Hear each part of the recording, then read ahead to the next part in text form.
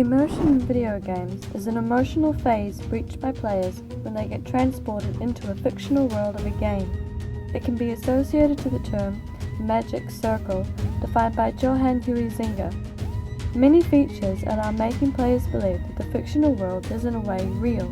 Narrative is one of those features that play a role in the immersive experience of the player.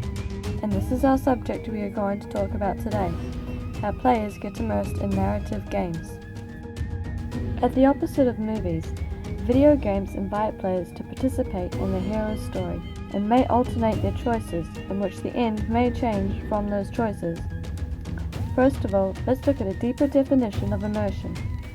Janet Murray proposes in Hamlet on a Holodeck, immersion is a metaphorical term that defines the sensation of being surrounded by a completely other reality, taking the example of the sensation being underwater.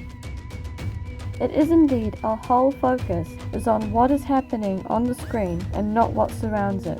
Kalijah identified two types of immersions encountered in video games: absorption and transportation.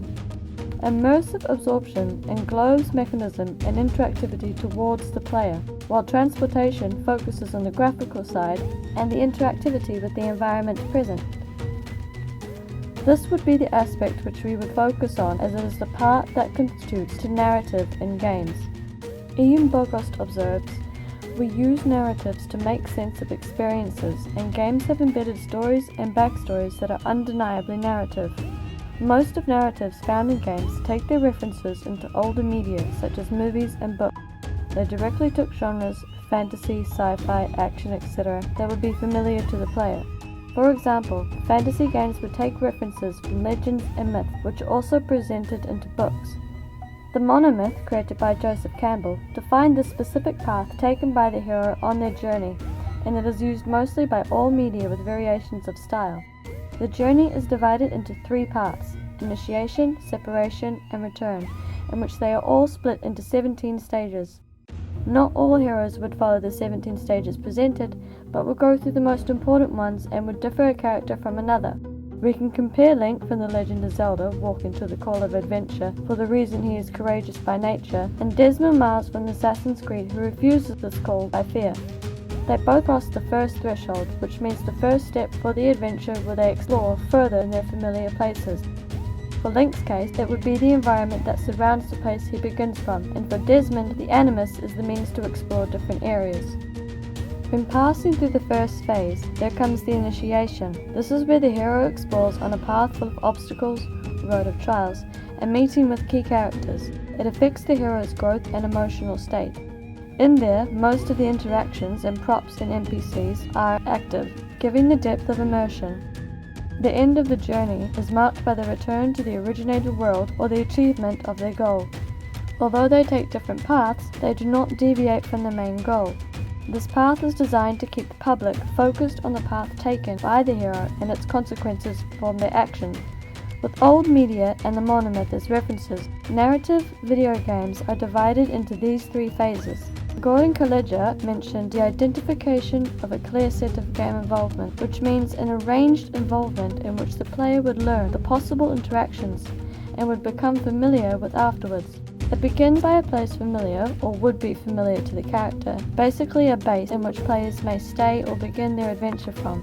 It is followed by the real adventure, full of trials, in which the main character would grow stronger, with allies to achieve a specific goal ending. Secondary stories, aka side missions, add a bit more to the immersion, as it allows to upgrade and level up the character, making them stronger for the main story. It also allows further exploration and show an environment alive to the eyes of the player, which is called spatial stories. Spatial stories are determined by the environment itself. It concerns especially games that have an exploration feature. Randomized events such as attacks or opportunities would pop out of nowhere, as it would be in real life. It adds more depth to the world created, as it is supposed to be interactive towards the player. Through all those narratives, it permits the player to take notice of the main character's personality if it is a predetermined narrative with predetermined characters. Determining their personalities would put players in the character's shoes, and it would affect the player on an emotional level when something happens to the specific character.